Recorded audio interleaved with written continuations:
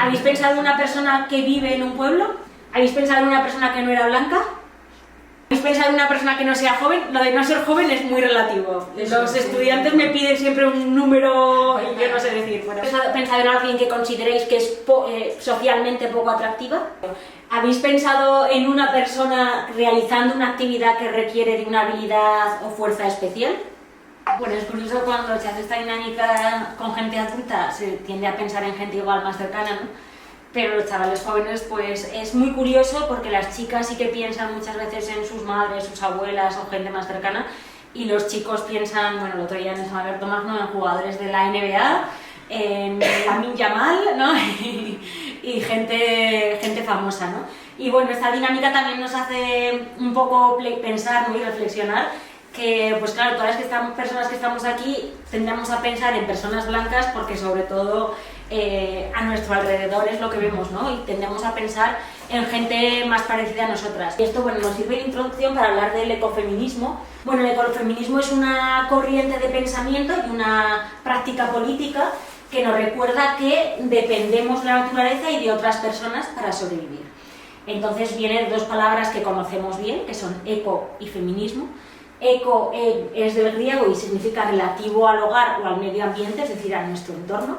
Y el feminismo es una corriente que lo que busca es la igualdad entre hombres y mujeres. Entonces hasta ahí, bien, ¿no? Lo seguimos. Digamos que el ecofeminismo sería una corriente que integra los principios del ecologismo junto con los principios del feminismo.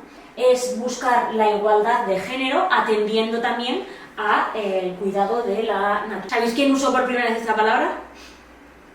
Pues era una hija de Aragonés, bueno, una hija de aragonesa, su madre es la que era aragonesa, es Françoise Dubon, es una filósofa francesa que es quien acuñó por primera vez este término en 1974. El ecofeminismo, como decíamos, es una corriente de pensamiento y una práctica política que se basa en la suposición de dos certezas.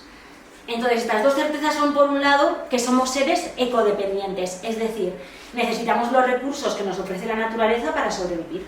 Pues, por ejemplo, necesitamos de las piedras para construir casas, incluso el plástico que empleamos a diario viene del petróleo que a su vez lo extraemos de la naturaleza, ¿no? Entonces es imposible nuestra supervivencia sin tener en cuenta que necesitamos esos recursos que tenemos a nuestro alrededor. Y por otro lado somos seres interdependientes, es decir, necesitamos de otras personas para sobrevivir, incluso aquellas personas más asociales que no quieran relacionarse con la gente, en algún momento van a la panadería y compran pan y se tienen que relacionar con otra persona que les vende el pan y una persona que previamente ha tenido que hacer ese pan. Entonces, aunque queramos ser asociales, no podemos porque somos completamente interdependientes. Sí, claro. Bueno, ahora vamos a ver un ejemplo que explica muy bien esta teoría de que somos seres ecodependientes y a la vez interdependientes, que es, pongamos por supuesto, un ejemplo muy real, que llega una empresa minera a Perú. Se pone el ejemplo Perú, pero podría ser cualquier sitio, ¿no? Podría ser también aquí. Al instalarse la empresa minera, se produce un impacto en el paisaje que repercute también en una contaminación del entorno, se mueren plantas, se contamina el río, no se puede aprovechar la agricultura de la zona porque los campos están contaminados. Y los hombres que antes se dedicaban a la agricultura en esa zona empiezan a trabajar para esa empresa minera. Entonces la empresa minera con quien tiene una relación contractual es con esos hombres que contrata de mineros. Para que esos hombres puedan trabajar en la mina necesitan que las mujeres estén en casa atendiendo a las labores del hogar, cuidando a los hijos, necesitan también que los suegros ayuden puntualmente, pues porque igual las mujeres compaginan el trabajo en el hogar con trabajo fuera del hogar.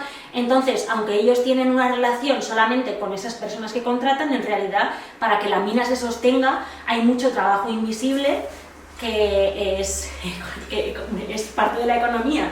Es un poco, bueno, entonces la empresa está, por un lado, generando una deuda ecológica por el impacto que tiene ambiental y, por otro lado, una deuda de cuidados porque a esas personas él da de trabajar la empresa da dinero a sus trabajadores, pero no tiene en cuenta a todas esas personas de las que depende para que eso salga. Vale, ¿qué voces tenemos inspiradoras del ecofeminismo? Bueno, pues hay tantas pues como personas, igual que pasa con cualquier corriente filosófica, que cada filósofo luego va aportando y tiene su parte, ¿no? La más famosa es Vandana Shiva, que ella dice que el patriarcado capitalista alienta y se apoya en lo que se ha venido a denominar la ciencia moderna y el concepto de desarrollo que ensalza. Es un proyecto cuyo éxito se levanta sobre la subyugación de las mujeres y los pueblos no occidentales. Vandana Shiva siempre pone en valor el ejemplo de Monsanto al llegar a la India. Los campesinos indios siempre usaban semillas de variedades locales que guardaban la semilla y seguían teniendo para las siguientes cosechas. Pero llegó Monsanto y entonces les prometió ahí pues muchísima abundancia, ¿no? Si compraban sus semillas, les regaló el primer año semillas, que eran semillas pues que eran resistentes a plagas, que iban a producir un montón, pero a cambio tenían que abandonar sus semillas locales. Y lo hicieron, abrazaron las semillas de Monsanto y todo fue maravilloso. ¿Qué pasó? Que esas semillas no se pueden reproducir. Necesitas que Monsanto te venda año tras año esas semillas. Entonces, ¿qué pasó? Que el primer año fueron gratis, pero el segundo año tenían que pagar por ellas. Y muchos agricultores se arruinaron y llevaron a la ruina a sus familias. Otra voz inspiradora es Wangari Maathai, no sé si lo pronuncio bien o no, que dice que podemos trabajar juntos con los hombres y mujeres de buena voluntad, esos que irradian la bondad intrínseca de la humanidad. Pero para hacerlo efectivamente, el mundo necesita una ética global con valores que den sentido a la experiencia de vivir, más que instituciones religiosas y dogmas, y que sostengan la dimensión no material de la humanidad, ¿no? Luego Petra Kelly es una de las ecofeministas más famosas, era miembro del Partido Verde alemán, y ella decía que la dominación que ejerce el hombre sobre las mujeres es profunda y sistémica, y en todo el mundo, tanto hombres como mujeres la asumen como algo natural, como algo que no te planteas que se puede cambiar. Sin embargo, las normas que rigen el comportamiento humano sí que se pueden cambiar. Y luego aquí tenemos otras más, todas ellas europeas. Brigitte Baptiste a mí me parece muy curioso porque, bueno, su frase más famosa, ¿no?, la que resume su filosofía, es que no hay nada que sea más queer que la naturaleza, que es más queer.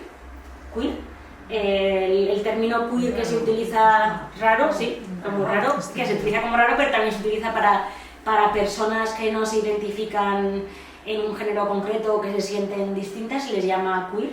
De ahí lo de LGTBIQ, ¿sabes? De los queer. Y bueno, porque la naturaleza precisamente produce diferencia de manera permanente, favoreciendo incluso la aparición de lo extraño o de lo anómalo y experimentando todo el tiempo. Luego tenemos a María Mies, a Inés Traquín y a Yayo Herrero, que quizás es la ecofeminista más famosa española, que es la que decimos que estuvo aquí hace poco, y ella habla de que el vínculo entre lo ecológico y el feminismo y su potencial diálogo tiene que ver con la pregunta de qué es lo que sostiene la vida, ¿no? Ella siempre habla de qué sostiene la vida, y ahí volvemos a esas partes de los cuidados y la naturaleza, ¿no?, que son las que sostienen el que podamos seguir viviendo. Pues vamos a ir centrándonos en la parte de mujeres rurales y vamos a hacerlo haciendo un viaje a 100 años atrás. Vamos a ver fotografías, todas ellas tomadas hace 100 años en España, y que tienen algo raro. Tienen algo raro que ahora a ver si adivinamos qué es lo que hace diferentes estas fotos. Bueno, aquí vemos una mujer con unas vacas en una feria de ganado. Aquí vemos unas mujeres y unos hombres con unos bueyes que están tirando cargas, hay gallinas. Es como una escena de un día normal en cualquier pueblo de España hace 100 años. Y aquí veis, ¿qué veis? Pues trabajando en el mar. ¿En el mar? ¿Qué hacen? Barcos o... Sacar barcos. Están sacando barcos, son todo mujeres. Todos estos puntos que vemos aquí en la playa son todo mujeres. Y tiraban todas de las cuerdas para arrastrar a los barcos. Siempre nos han dicho que los trabajos de fuerza correspondían a los hombres. Sin embargo, aquí vemos mujeres organizadas haciendo un trabajo de fuerza que requería, aparte de fuerza, mucha coordinación, ¿no?, y diálogo para que todas fuesen a la vez a tirar, ¿no?, y que tuviesen coordinación. Y aquí no sé si veis porque es que se ve pequeña, aunque esta es más nítida. La mujer es la que sube la carga. La mujer es la que está aquí cargando y descargando, sí. He dicho que había algo raro, no sé si lo tenéis en mente, porque en la foto anterior había algo raro, en esta también hay algo raro, ¿no? ¿O no? Un niño vestido de niña. Son niñas, en teoría son niñas las tres, pero lo raro es que es una foto de hace 100 años. De unas niñas que salen sucias, mal vestidas, que hace 100 años que el fotógrafo iba al pueblo, si iba una vez al año, pues seguramente sus madres no estaban aquí presentes porque si no les habría caído una buena bronca, ¿no? De cómo vas a salir así para una vez que te hacen una foto en tu vida, arréglate y ponte bien, ¿no? Pero claro, si no fuese por esta foto tampoco nos habría quedado el legado de que las niñas jugaban, se manchaban y se entretenían igual que lo puede hacer ahora cualquier niña, ¿no? Aquí ahora pues igual sería impensable porque alguien de riesgo laboral les diría que el niño se puede quemar tan cerca del brasero, ¿no? Algo así. Daba peligro de accidente, pero bueno.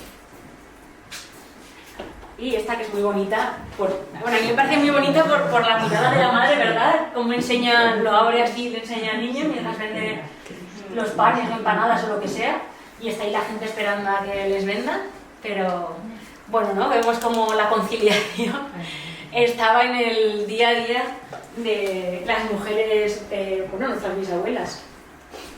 Bueno, no sé si os ocurre que hay de raro detrás de todas estas imágenes, que las hace diferentes, pero es una mujer que realizó más de 15.000 fotografías, o sea que seguro que alguna de dentro del hogar tendrá. Hace 100 años los etnógrafos, los etnólogos hispanistas norteamericanos se dieron cuenta de algo que los etnógrafos o etnólogos españoles han tardado mucho tiempo en darse cuenta, que es que quienes mejor conservan las tradiciones de un territorio siempre son las mujeres. Las mujeres tienen más transmisión de abuelas a nietas, de madres a hijas, sobre todo hace 100 años las mujeres tenían menos acceso a la cultura, menos acceso a salir fuera y era un ambiente muy católico y cerrado, ¿no? Y entonces había mucha más transmisión generacional que ahora. Y entonces se dieron cuenta de que si lo que querían era conservar todo ese conocimiento y toda la cultura, digamos, española de la época, a quienes tenían que llegar eran las mujeres. Realizó más de 15.000 fotografías, muchas de las cuales están todavía sin revelar, en almacenes de Estados Unidos sin que ninguna administración española se preocupe por recuperar ese legado, que a mí me parece una barbaridad, ¿no? Porque son fotografías, es la historia de nuestras abuelas y nuestras bisabuelas, al fin y al cabo, ¿no? Y es nuestra historia y nos explica un poco, nos ayuda a entender, ¿no? De dónde venimos y por qué somos como somos. ¿Cuál es la situación actual? Hemos visto la parte, ¿no? De hace 100 años, cuál era la realidad de las mujeres en el sector, bueno, en el medio rural. Y a día de hoy, ¿qué creéis? ¿Que ha mejorado? ¿Que sigue igual? ¿Está peor? Están entrando chicas, ¿no? Al sector agropecuario. ¿Están entrando chicas al sector agropecuario? Sí. Debe pasar menos vergüenza a los hombres cuando vas con ellos a almorzar al bar sin cambiarte las botas. O sea que algo ha mejorado. Yo sí, yo noto. Las campañas pasaron a 1099, pero que aún así son muy pocas para toda España, porque si vemos, pues por ejemplo, en todo Aragón solamente había 27, pero es que en Murcia, que es totalmente agrícola, ¿no? Había una. En Madrid, que vale que en Madrid pensamos en Madrid ciudad, que es muy urbana y mucha industria, pero también hay zona agraria y no había ninguna. En Cataluña, en todo Cataluña, 6. Entonces, bueno, que todavía queda... O sea, aquí en Aragón, por ejemplo, el año pasado había 3 en toda la provincia de Teruel, ¿no? En titularidad compartida. Que luego también hay que decir que hay explotaciones que están a nombre de un hombre y otras que están a nombre de una mujer. Que esas también, o sea, que no tienen, está por la titularidad compartida, pero que no quita eso, ¿no? Pero la titularidad compartida en estos 10 años está siendo la evolución, o sea que se han hecho muchos esfuerzos y la teoría de la ley está bien, pero no acaba de implementarse. Y luego decir lo que decíamos antes de cotizando, ¿no? En España se estima que el 59% de las mujeres que trabajan en el sector agrario lo hacen sin estar dadas de alta en la seguridad social. Una es porque trabajan en la explotación familiar, luego hay muchos casos de mujeres migrantes que trabajan en el sector agrario porque la recogida de ciertos tipos de frutas se prefiere que sean mujeres, en el ordeño de las explotaciones lácteas también se prefiere que sean mujeres porque dicen que no, que tratan mejor a las vacas y dan más leche y sale mejor. Pero en muchos casos todavía ahí hay una gran laguna, ¿no? Porque 59% es un porcentaje muy alto. Y la porcina ahora también para granjas, incluso, sí, aunque sea intensiva, de madres también. Sí. Y eso, que todavía ahí queda mucho que avanzar, ¿no? Porque ya no estamos hablando, cuando hablamos de una cifra tan alta, ya no son madres, mujeres o hijas, ¿no? Que colaboran en la explotación o que trabajan también en la explotación familiar, sino que aquí ya entra también mucha gente contratada que no tiene nada que ver con la explotación familiar. Y ahora, vamos a ver, sí, hablando de titulares de explotación, no de titularidad compartida, porque antes habéis visto un mapa que no tiene nada que ver con esto que vamos a ver ahora. Pero si yo os pregunto qué comunidad autónoma o qué región, qué zona, ¿no? Así del mapa, diríais que es la que tiene noroeste, es la que tiene más mujeres titulares, o sea, titulares de explotaciones agrarias. Galicia. Del norte. Galicia, noroeste, y la que menos son las que menos. Para abajo. Andalucía. O sea, hay quórum en que las que más el noroeste y que las que menos el sur. Bueno, en las que más habéis acertado, en las que menos no. Siento decirlo, tiene su explicación que ahora veremos. La que más, bueno, es muy curioso porque es el noroeste en orden: Galicia, Asturias, Cantabria, País Vasco. Ahí un orden Son total. sociedades más matriarcales, ¿no? Bueno, ahora veremos, eso es la teoría, pero en realidad no. Y las que menos son las del Valle del Ebro. Latifundios. La Rioja, Aragón, Navarra, Castilla y León, luego aquí está Murcia y Cataluña, ¿no? Todas estas, Murcia se cuela aquí con las del Valle del Ebro, pero luego todas son del Valle del Ebro. ¿Por qué?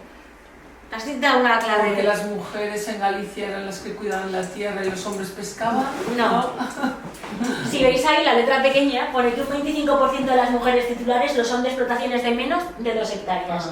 Y casi un 60 lo son de explotaciones de menos de 5 hectáreas. ¿Dónde están las explotaciones pequeñas? Aquí, pero por el tipo de... ¿Dónde están las de más de 50 hectáreas? Aquí encima, esto, Aragón, bueno, La Rioja también, Pero eso también, pues, claro, por el tipo de herencia, ¿no?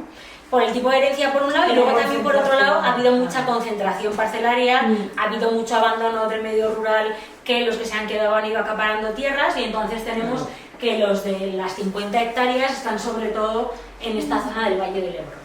Y entonces son solo un 5% de las mujeres que son titulares de explotaciones agrarias lo son de más de 50 hectáreas, que son la duquesa de Alba, la prima esta del rey que tiene también, no sé. Hombre, en Andalucía y Castilla son muchos latifundios, yo creo que ahí es donde más latifundios hay de toda España, ¿no? Pero históricamente era donde más latifundios había, pero ahora en Andalucía no ha habido tanto abandono del medio rural y en las comunidades del Valle del Ebro ha habido más concentración parcelaria y también más abandono del medio rural y quienes se han quedado han ido acaparando todas esas tierras, ¿no? Entonces eso ha cambiado mucho y ahora hay más latifundios casi en Aragón, por ejemplo, que en Andalucía. A nivel mundial, ¿la India donde menos? Donde menos, a ver, se cumplen patrones igual que lo hemos visto en España. Hay 2 patrones muy claros de países. El primer país no cumple el patrón, es un país que está ahí, pero luego van unos que todos tienen algo en común y los últimos todos tienen algo en común. Y yo creo que los últimos son muy fáciles de adivinar. ¿Qué países creéis que serán los que...? Exactamente, los países árabes son los que menos, pero ¿y los que más? ¿No? Finlandia.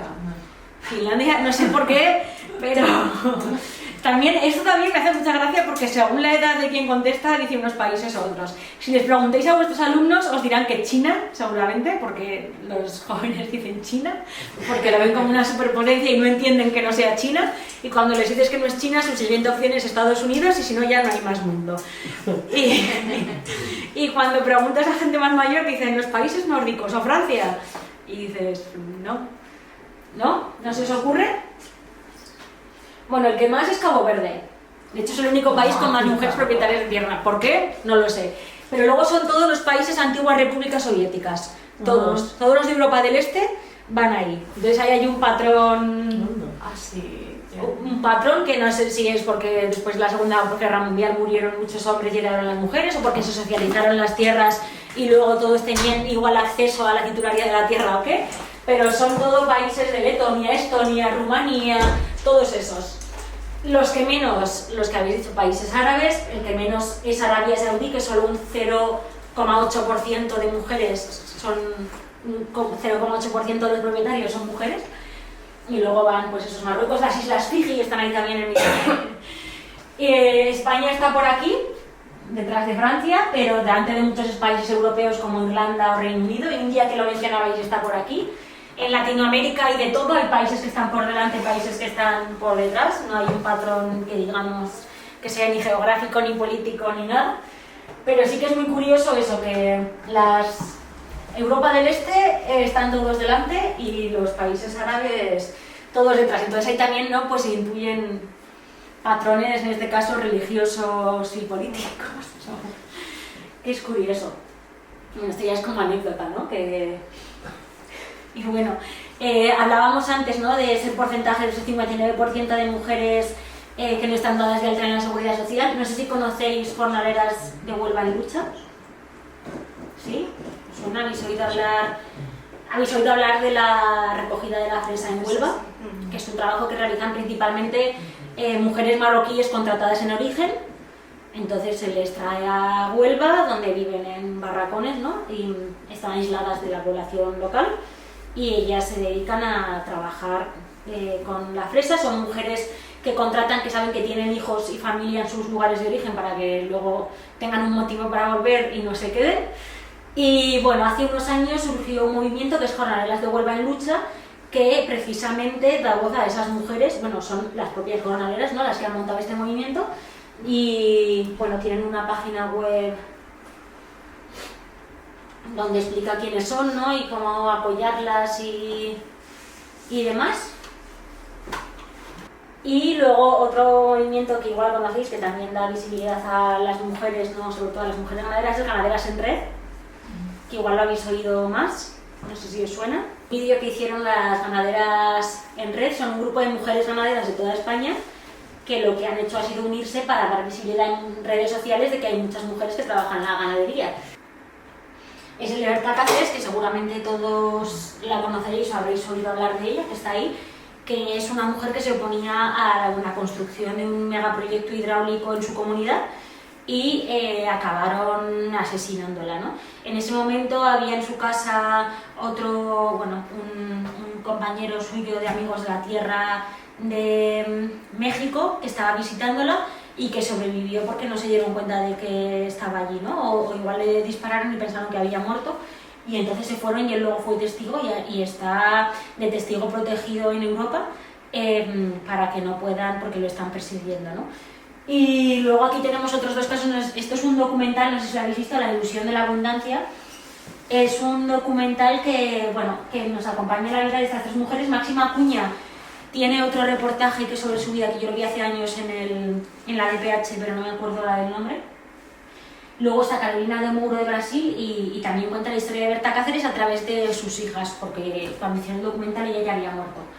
Berta Cáceres además fue un caso muy sonoro porque había ganado el premio Goldman, que es como el Nobel de Medio Ambiente, un año anterior, entonces se había hecho muy conocida en todo el mundo, y a pesar de eso, ¿no?, que parece que un reconocimiento de ese tipo y estar en el foco mediático te puede salvar, y aún así pues la asesinaron, y bueno, quien está detrás, que en realidad son los constructores de la presa, pues a ellos nadie les ha puesto ningún tipo de sanción, ¿no?, ni de nada. Y ella es un caso conocido, pero hay muchos casos que no conocemos. Máxima Acuña es una mujer que, si tenéis la oportunidad de verla en algún documental, merece mucho la pena, porque es una mujer peruana, típica mujer peruana, agricultora, indígena normal, y que se ha opuesto a una minería también en su territorio, ¿no? Entonces, bueno, pues también está perseguida, y también, aunque está en el foco mediático, pues su vida también corre peligro, y ella tuvo la suerte de encontrarse con una abogada que al principio no la creía, pero luego le dijo que fuese grabando todo, y ella fue grabando todo, y gracias a que esta abogada la iba acompañando ha ido ganando juicios y dándose a conocer su historia, ¿no? Y luego Carolina de Mouro es de Brasil, pertenece a un movimiento ecologista de Brasil, y claro, ellos llevaban tiempo denunciando las grandes presas hidráulicas que se están haciendo y toda la deforestación que está habiendo en Brasil, y en Brasil explotó una de estas presas hidráulicas y arrasó toda una ciudad. O sea, lo que ha pasado ahora mismo en Valencia, pues algo parecido en una ciudad mucho más grande de lo que aquí en Europa no supimos nada, pero donde murieron cientos de personas sin que los medios de comunicación extranjeros hiciesen eco, ¿no? Entonces ella también denuncia, pues claro, Brasil es una de estas nuevas potencias, ¿no?, que dicen, pero es verdad que a nivel medioambiental Brasil tiene el pulmón verde del planeta, que está siendo deforestado, pero también se están haciendo muchísimas presas hidráulicas, bueno, que está habiendo muchísimos macroproyectos que atentan no solamente contra el medio ambiente, sino también con la vida de las personas. Pues ahora tocaría mirar un poco el futuro, ¿no? Y decíamos antes que el sector agrario es verdad que sigue siendo el primer sector económico del medio rural, pero no es el único, y cada vez vemos que hay más iniciativas económicas, ¿no?, que están surgiendo y que se puede llevar a cabo un montón de proyectos en el medio rural. Entonces, bueno, vamos a explorar este mapa, si me deja el ordenador pasar de página. Ahí.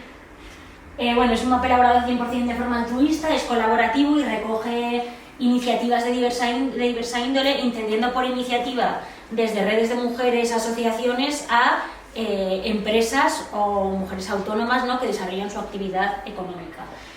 Las iniciativas que se recogen están compuestas al menos por un 50% de mujeres y están desarrolladas en localidades de menos de 20.000 habitantes. Sí. Bueno, antes de empezar, el mapa recoge iniciativas de todo el mundo, aunque especialmente de España, aunque llegan bastantes de América Latina por las características del mapa de que tienen que ser municipios de menos de 20.000 habitantes. A veces es difícil porque los municipios en América Latina a veces son muy grandes, aunque tienen mucha amplitud. Y luego aquí, algo que llama mucho la atención es que la zona más despoblada, que podría ser Aragón, es la que aquí aparentemente está más poblada, a diferencia de otras zonas. Esto es por varios motivos. En primer lugar, porque el requisito de que sean municipios de menos de 20.000 habitantes, que aquí parece una barbaridad, porque solo lo superan las 3 capitales de provincia y Calatayud está ahí justo en el límite, en el resto de España es muy complicado. De hecho, en Andalucía he hecho excepciones y he incluido iniciativas de más de 20.000 habitantes porque si no, no habría ninguna en Andalucía. Habría 2 o 3, vamos, habría alguna de estas de comedores de la zona de Jerez de la Frontera, pero entonces por eso hay tantas, ¿no?, en Aragón. Y en Castilla-La Mancha, a pesar de que en Castilla-La Mancha hice un mapeo enorme con iniciativas de FADEMUR y de un montón de sitios, en Castilla-La Mancha pasa lo mismo, los municipios son muy grandes y entonces por eso no se cumple ese parámetro. Luego pasa otra cosa, bueno, en Aragón, claro, yo soy de Aragón, conozco más iniciativas de Aragón, eso está claro, y luego pasó que cuando empecé el mapa, que había 100 iniciativas, y había iniciativas de toda España, las mujeres que salían de Aragón, ellas metieron iniciativas de sus comarcas y de mujeres que conocían, que no pasó con las mujeres de iniciativas de otros territorios. Eso es algo que solamente pasa en Aragón. Luego en Aragón se le ha dado mucha difusión en Aragón Radio, en Aragón Televisión y en el Heraldo. Y luego también es verdad que tanto en Aragón como en Cantabria, como en Canarias, que en Canarias también me pasaron muchísimas, pero pasaba lo mismo del límite de los municipios, los grupos de acción local se implicaron y ellos mismos mandaron iniciativas que tenían de sus grupos de acción local, que eso no ha pasado en otros territorios. Entonces, por eso hay sitios en los que hay más y sitios en los que hay menos. Y bueno, aunque hay zonas, eso, sobre todo este mapa, pues aunque también se ha difundido mucho por Castilla-La Mancha y Andalucía, ahí está el problema de no cumplir con los requisitos. Entonces, esto un poco para explicar el motivo de por qué se ve tan poblado con tantas cosas de Aragón. Y bueno, y luego hay otra característica también que es propia de Aragón, que es un territorio muy amplio, pero con la población muy concentrada en Zaragoza, y eso lleva que hay una falta de servicios muy grande, que en el caso de Aragón, y no lo he visto en otras comunidades autónomas, esa falta de servicios la están supliendo iniciativas económicas impulsadas por mujeres. pues son residencias de ancianos que impulsan mujeres, proyectos como el de Envejece tu pueblo de Artieda, proyectos de cuidado de niños pequeños en zonas donde no hay guarderías, y eso se da aquí y en otras zonas no, porque no tienen esa falta de servicios, ¿no? Entonces, esos proyectos, curiosamente, ¿no? Los cuidados a día de hoy siguen siendo perdón, mujeres las que tanto a nivel familiar como a nivel económico siguen desarrollando esas labores, y entonces es también una característica del mapa que hace que haya más iniciativas en Aragón, porque esas características no se dan en otros territorios. Vale, entonces, bueno, un ejemplo es el de Envejece en tu pueblo, que seguramente conoceréis, en Artieda, que bueno, esto es una chica rosa que llegó para llevar el albergue de Artieda junto con otras personas, y al llegar a Artieda ella había estudiado psicología y le llamó mucho la atención las características de esos pueblos, que son comarca de la Jacetania, provincia de Zaragoza, prefijo de Navarra y que están en zona de nadie, y al final pues nadie les hace caso, ¿no? Son partido judicial de Egea, entonces para el INAEM tienen que bajar a Egea, aunque bueno, un jaleo, ellos se quedan. Entonces, ¿qué pasaba? Pues que era una zona bastante aislada con estas características y había mucha gente mayor. Los hijos de esas personas, los que tenían hijos, habían emigrado a las ciudades, no estaban de acceso fácil, entonces estas personas estaban en sus hogares y tenían un problema cada vez que tenían que ir al médico, o les costaba mucho socializar, el forzarse a salir de casa. Y entonces empezó esta iniciativa que es Envejece en tu pueblo, que hace acompañamientos a personas mayores en el propio territorio. O sea, muchas veces la solución es llevarse a esas personas a una residencia, a otro entorno, lo cual tiene un impacto negativo en estas personas que han vivido siempre en su pueblo, y esto permite que estas personas se queden en su pueblo y que haya alguien que continuamente está yendo a verles, ¿no? Semanalmente. Luego el proyecto tiene distintas patas. Una pata que tiene, que es muy interesante, es el de hacer el acompañamiento, por ejemplo, al hospital o al médico, si así lo precisan. Entonces, las personas van acompañadas, saben que va a haber alguien que se va a enterar de lo que les cuenta el médico, etc. Y luego tiene otras, aparte de que les hacen clases de gimnasia, clases de, ¿cómo se llama?, de brecha digital, bueno, un montón de cosas. También hacen 2 veces por semana comedor intergeneracional en Artieda, lo cual fuerza a que estas personas salgan de casa, se arreglen porque les van a ver, ¿no? Entonces tiene unas implicaciones que simplemente por el hecho de salir de casa y hace que se cuiden más, ¿no? Y luego, aparte de estos comedores intergeneracionales, como va gente joven de los pueblos, pues también hay una transmisión, ¿no?, de ese conocimiento colectivo del territorio, ¿no?, de decir, pues en el año tal hubo una riada, o nos pasó esto, o fulanito de tal era un abuelo del pueblo que hacía no sé qué. Y se produce esa recuperación de la memoria histórica del territorio. Olea Cosméticos, bueno, está aquí, como es un popurrí de una diversidad, ¿no?, de lo que hay en el mapa.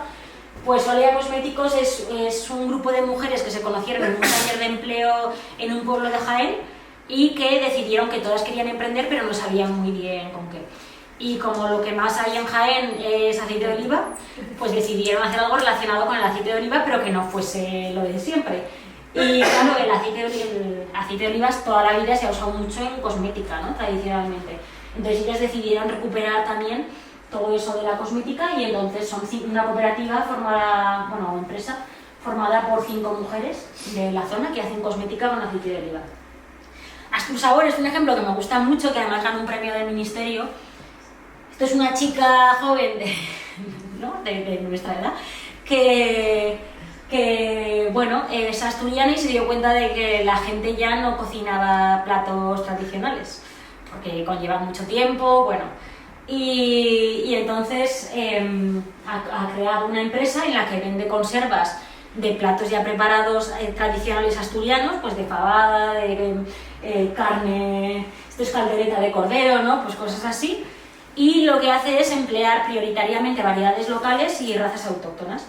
Y entonces, bueno, pues hace que no se pierda, ¿no?, esa tradición gastronómica y que la gente pueda seguir consumiendo estos productos aunque no los cocinen en su casa, y también pues recupera, ¿no?, toda esa herencia de recetas. Ecomonegros, que seguramente conoceréis el proyecto. Esto es una familia, bueno, era un señor de Lequiñena que cuando todo el mundo todo se pasó a las semillas mejoradas, él decidió continuar con... ¿El qué? Con la masa madre que tenía. Sí, bueno, primero el tío que de Ana y de Laura, el primero, cuando todos los agricultores se pasaron a las semillas mejoradas, él se mantuvo con la semilla local, ¿no? De la del Aragón 03. Lo que pasa es que luego nadie le quería comprar esa semilla porque no podían trabajar con ella. Y cuando sus sobrinas heredaron la explotación, ellas decidieron sembrar solo ese trigo de su tío, del Aragón 03, y lo que vieron es que como nadie se lo compraba, tenían que hacer ellas la propia transformación de ese producto, de ese trigo y bueno, de otras variedades que han ido luego cultivando, ¿no? Para hacer distintos tipos de pan. Entonces sí, hacen pan de masa madre, de variedades locales, y tienen 3 tiendas ahora mismo que funcionan muy bien y son 2 mujeres las que lo han impulsado. Chocolates Isabel, que es otro de los clásicos, ¿no? Junto con Ecomonegros, que bueno, sorprende mucho que el único obrador de chocolate artesano, ecológico y de comercio justo que hay en toda España esté en un pueblo de Teruel, que es Chocolates Isabel, que encima es un proyecto en el que solo trabajan mujeres en riesgo de exclusión, todas mayores de 40 años, que también pues bueno, es curioso, ¿no? Es un proyecto muy, pues, que sigue los principios de la economía social y solidaria y que tiene una tienda ahí en Alcoriza, aunque vende sobre todo online, principalmente venden online. También han recibido un montón de premios Chocolates Isabel. Entre setas he puesto esta por poner alguna, porque a mí una cosa que me llama mucho la atención del mapa es la cantidad de proyectos que hay de trufa, de setas, bueno, de recursos forestales no maderables. También hay de recursos forestales maderables, pero sobre todo en todo el mapa se ven un montón de temas estos de cultivos de setas, que luego ya hay quienes cultivan las setas y las venden, hay otras que lo combinan con el tema del agroturismo, ¿no? Y entonces va gente, les enseñan qué setas son comestibles, cuáles no, y luego se las llevan a su casa. Luego hay otras que venden también los pozos del café, que tú te compras una cajita con pozos de café que tienen las esporas, las riegas y entonces en tu casa te crecen. O sea que hay muchas variedades, pero hay un montón de esto, y de trufa también. Entonces, bueno, está esta como ejemplo, como podría estar cualquier otra de las que hay, porque hay muchas. Y lo curioso es que hay algunas que son mixtas de hombre y mujer, pero hay muchas que son solo mujeres. Luego este es otro ejemplo, ¿no? De unas mujeres gallegas que también querían, bueno, pues un poco hacer conservas, pero con pescados procedentes de pesca artesanal y sostenible, y entonces tienen conservas artesanas Curricán. Pueblos en Arte, que también lo conoceréis, es otro típico, ¿no? de Aragón, cuando se habla de proyectos e iniciativas. Bueno, se fueron allí a vivir ella y su pareja, que su pareja era director de cine. Y bueno, y empezaron a ir a visitarle artistas, amigos suyos de Madrid, y muchos veían que se sentían muy inspirados y empezaron a comprar las casas que estaban vacías en el pueblo. Y ahora no sé si habéis estado alguna vez en Torralba de Ribota, pero es toda una experiencia. Con artistas venidos que encima, como tienen tan cerca Calatayud que pasa el AVE, yo una de las veces que estuve flipé porque había un locutor de una radio catalana que iba todas las veces, un día a la semana allí a Barcelona, y luego hacía su programa de radio desde allí. Y bueno, tú entras en su casa y tiene todo murales, porque como hacen estancias artísticas, les va la gente y les pinta murales asombrosos en las casas. Y luego tienen también, por ejemplo, a una profesora de teatro en no sé qué escuela de teatro de Madrid, que debe ser la mejor escuela de teatro de Madrid, y que vive en Torralba de Ribota, y entonces 3 días por semana se baja a Madrid, hace sus clases y se vuelve al pueblo. Y es un sitio, de verdad, que es una experiencia. El mix de gente que te encuentras ahí es alucinante. Y bueno, el caso es que todo nació porque Lucía Camón llegó allí y empezaron a llegar artistas, y bueno, desarrollaron también una actividad una empresa, ¿no? La asociación, vamos, se encarga de organizar actividades culturales en pueblos de toda la provincia de Zaragoza, y viven un poco de eso, ¿no? Bueno, un poco no, viven de eso. Quinesfera Artística es otra iniciativa también artística, aunque muy distinta. Esta chica, Patricia, ella es de los Valles Pasiegos, que es una zona pues también muy aislada, con poca población. Ella había estudiado Bellas Artes y al acabar decidió que ella quería trabajar de algo relacionado con Bellas Artes, pero en su pueblo. Entonces le ocurrió hacer una academia que lo que tiene de curioso es que es completamente intergeneracional. O sea, ella da clases, por ejemplo, de alfarería, igual tiene un señor de 80 y otro de 8. o sea, que no las hace como las clases tradicionales de disciplinas artísticas, ¿no? Que son para niños de 8 a 10. No, aquí es todo el mundo, entonces tiene todo lleno y entonces, bueno, la gente está muy agradecida porque da una diversidad de actividades para la gente que antes no tenían y luego ella pues puede vivir exclusivamente de esto gracias a hacer los talleres intergeneracionales, ¿no? Y bueno, Costurízate es otra iniciativa, es una iniciativa más de integración social, está vinculada a una ONG que se integra a todos, que decidió hacer en Elche de la Sierra, que está en Albacete, un taller de costura, bueno, típico, que ahora como no nos hacemos el doble ninguna, ¿no? Y llevamos a una tienda, pues un poco hacen eso, ¿no? Arreglos básicos, pero es una forma también de integrar a mujeres en riesgo de exclusión social. Y bueno, y me paso ya, porque si no, otras iniciativas a nivel europeo y del Mediterráneo. Bueno, esta iniciativa también es muy interesante, es de la zona de Lancaster, en la zona rural de Lancaster en Inglaterra. Esta era una mujer que decidió ser empresaria siendo madre soltera y que vio que era muy difícil el emprender un negocio sola y siendo además madre soltera, ¿no? Entonces, cuando ella consiguió impulsar su negocio, hizo no sé si es asociación, pero bueno, decidió hacer coaching con mujeres para animarlas a emprender en una zona rural, mujeres con riesgo de exclusión. Entonces trabaja con mujeres que acaban de salir de la cárcel, con refugiadas, con mujeres que son madres solteras, con mujeres con problemas de salud mental, y ella les ofrece pues todo lo que ha ido aprendiendo a lo largo de los años para que puedan emprender sus negocios, ¿no? Les va asesorando y también pues les pone en contacto con gente que les puede interesar.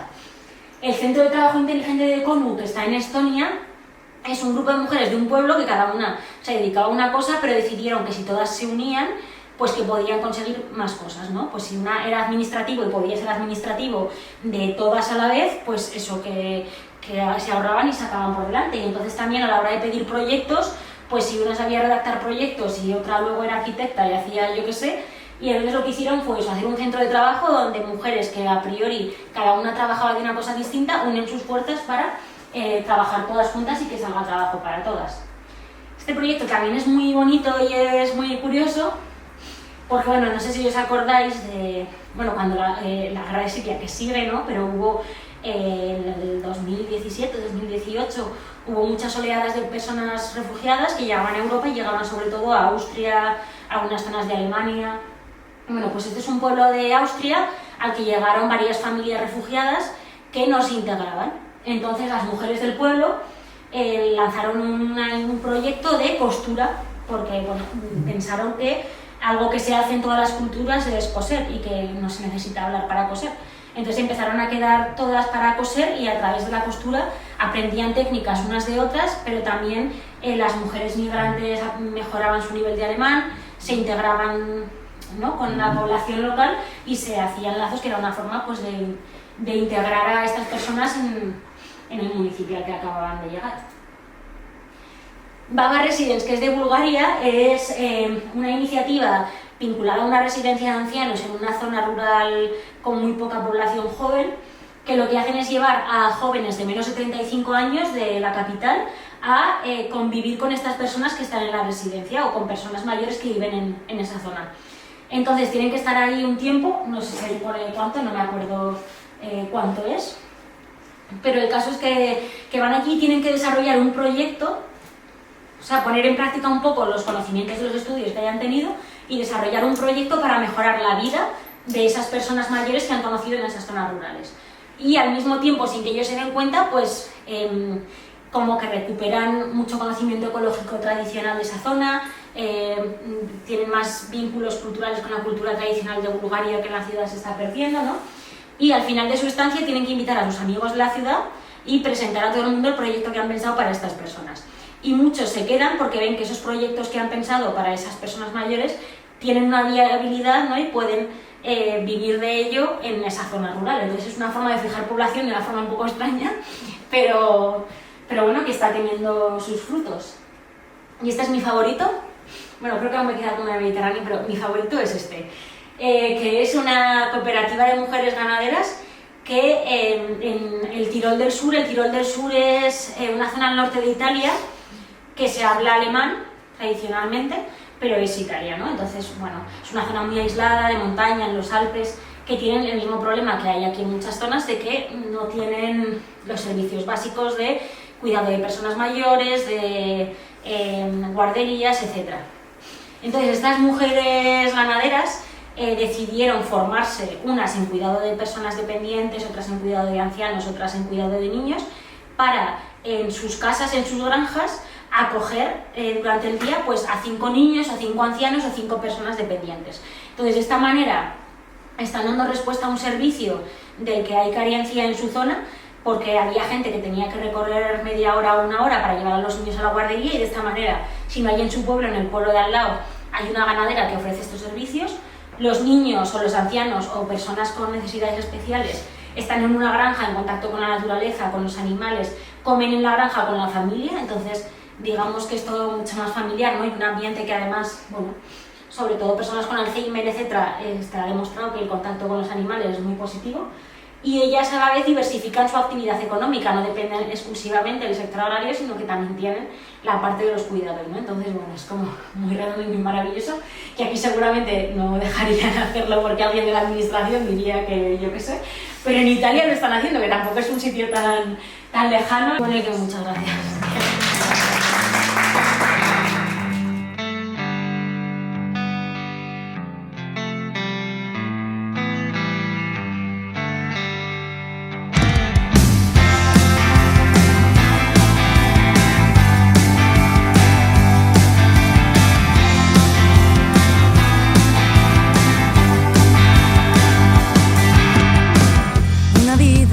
Pequeña como una avellana, tu cielo solo sabe llover. Conoces de las piedras el ruido y la paciencia, la hierba te ha atrapado los pies. Tira el corazón ahí, entre el barro y las zarzas. Grita que te pueda oír dentro de la montaña. Son las respuestas a las penas y al dolor. Son los olores, los colores nuevos como el sol. Son los atajos a los brazos y al calor. Son trampas al reloj.